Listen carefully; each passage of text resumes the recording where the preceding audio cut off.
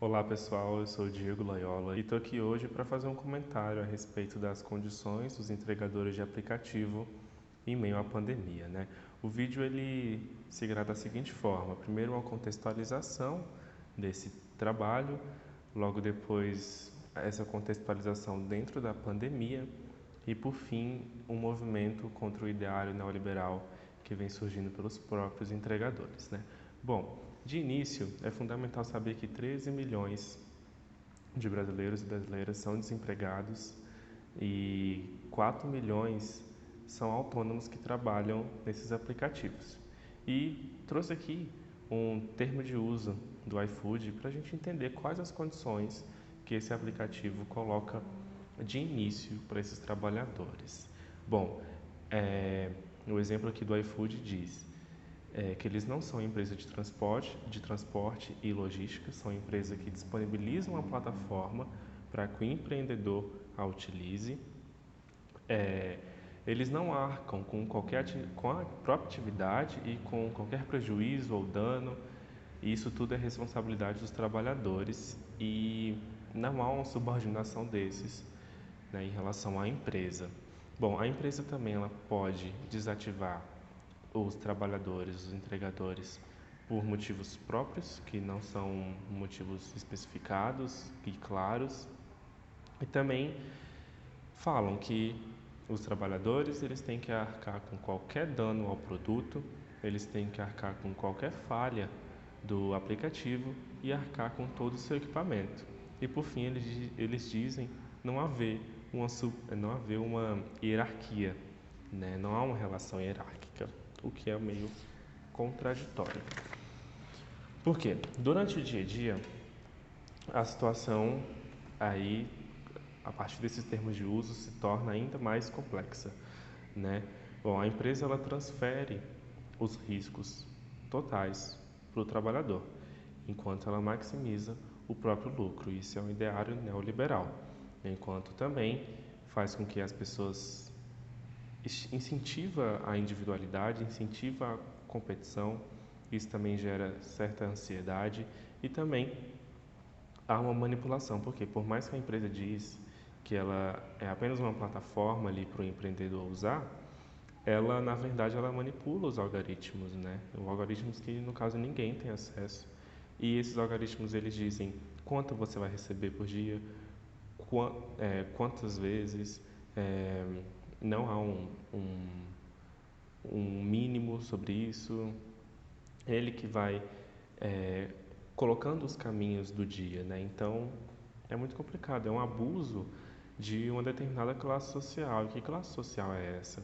Uma pesquisa do Aliança Bike, né, constatou que 71% dos entregadores de aplicativos se autodeclaravam negros e desses 53% tinham apenas o ensino médio completo e 40% tinha apenas o fundamental completo.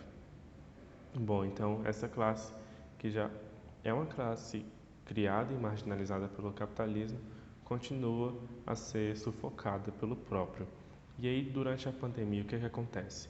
De início foi decretado que a entrega, né, com os entregadores de aplicativo, era um serviço essencial contra a disseminação do vírus. Então, aumentou o ritmo de trabalho e aumentou o tempo de trabalho também, porque aumentou o isolamento social das pessoas dentro de casa, precisando dessas entregas, né? E possivelmente aumentou também o número de trabalhadores, já que no começo da pandemia ela acarretou muitos desempregos, né? Então, bom, eu já tinha falado ali que o aplicativo não se responsabilizava pelos riscos, né? E esses riscos eram antes da pandemia. Junto com a pandemia, o risco chamado vírus, é, os aplicativos não vão se responsabilizar mesmo, né? E aí, uma portaria do Centro de Vigilância Sanitária da Secretaria de Saúde de São Paulo, ela decretou que esses aplicativos deveriam dar um kit de higienização para esses trabalhadores, deveriam dar máscaras que deveriam ser trocadas a cada 3 horas, além de uma orientação para que esse uso fosse eficaz e de fato ocorresse da forma certa. E também dizia que esses aplicativos deveriam ter locais para a higienização dos aparelhos, da bicicleta, do suporte, enfim. Só que os entregadores dizem que isso ainda não foi executado.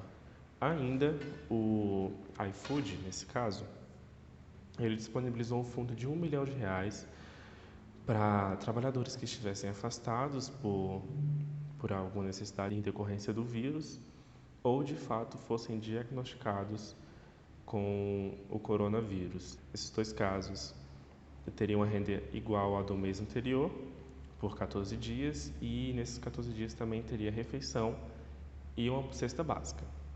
E o aplicativo ficaria bloqueado durante esse período.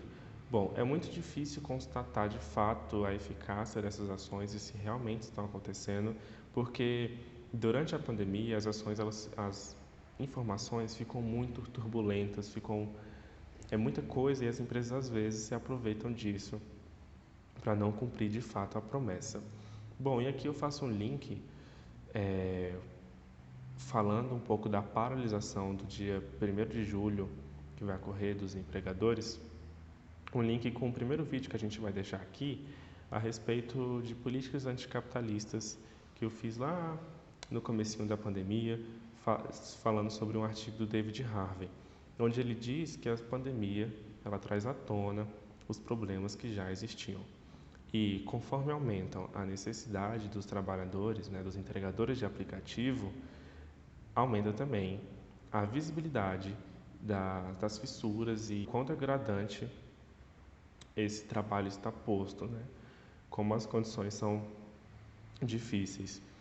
E aí, enquanto a necessidade desse trabalho cresce, a desvalorização deles não cresce junto, E a necessidade ela é cada vez mais crescente, mas é uma necessidade injusta. Por quê? Porque ela não tem a devida recompensa, ela não tem a devida amparo, cuidado e a valorização que precisa, Então, no dia 1º de julho, os trabalhadores farão a paralisação e eles pedem um apoio na execução do serviço, eles pedem que as empresas arquem com os riscos que eles estão postos durante a entrega e a própria pandemia. Eles querem um aumento no valor das corridas, eles querem uma taxa mínima de entrega, querem dinheiro para poder comprar os equipamentos e fazer a manutenção, querem o fim do sistema de pontuação que esses aplicativos têm. E, enfim, se a gente parar para pensar, é uma necessidade de que a empresa arque com essas pessoas, é uma necessidade de que a empresa não se retire ali e que ela deixe alguns lucros de lado, digamos assim, para arcar com essas pessoas. E isso são políticas antiliberais, são anticapitalistas, porque elas não vão deixar que essa empresa se fortaleça de todas as formas possíveis em detrimento dessas pessoas, E aí vale alguns outros dados, olha, da Revista Jurídica de Trabalho e Desenvolvimento Humano, feita agora em junho de 2020, 59,8% desses trabalhadores tiveram uma queda na remuneração, ou seja, a necessidade está aumentando, as condições estão cada vez piores, o risco está maior, mas há uma queda na remuneração. E 62% estão trabalhando mais de 9 horas por dia. E ainda, o aumento das mortes de motoboys em março de 2020 comparado aos outros anos. Em 2019 e 2018 foi uma faixa de 21 a 22 mortes. Agora, em março de 2020, foram 39 mortes. Ou seja, são muitas informações que eu trouxe aqui, mas muitas informações importantes para trazer uma reflexão e importantes para dizer, olha, em meio a essas condições de enfrentamento à pandemia, de trabalho precário, está havendo uma organização, e vamos deixar alguns links aqui embaixo de pessoas que estão discutindo sobre isso e dos próprios entregadores que estão se organizando, que estão se colocando frente a essa maximização exacerbada dos lucros da empresa, com esses ideários neoliberais, para que eles sejam assegurados, sejam respeitados, tenham seus direitos, de fato. E é isso, era a intenção trazer mais algumas reflexões, alguns insights e, de fato, espero que elas ocorram. E é isso, tá bom? Tchau, tchau.